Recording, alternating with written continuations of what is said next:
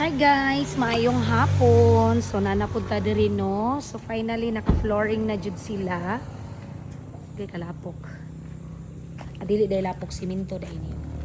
So finally guys, na flooringan na gyud nila diri nga side. Wow. Konting ano na lang, konting kimbot na lang. Ayan, naka-flooring na. And then, ta diri sa pikas na side. Ang sanay purma diri. Diba? Kumusta kaya ni atong CR? Ay, na-flooringan na po nila ang CR. Atong lababo, guys.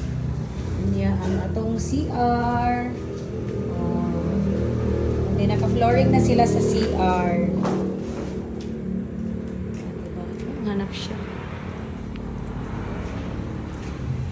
Ayan, naka-flooring na sila sa atong CR. Flooringan na og apil.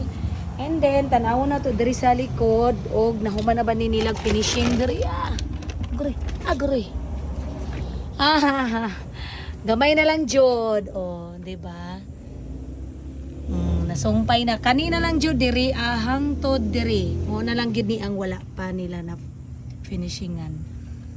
So, konting kimbot na lang guys at matapos na yung ating munting bahay.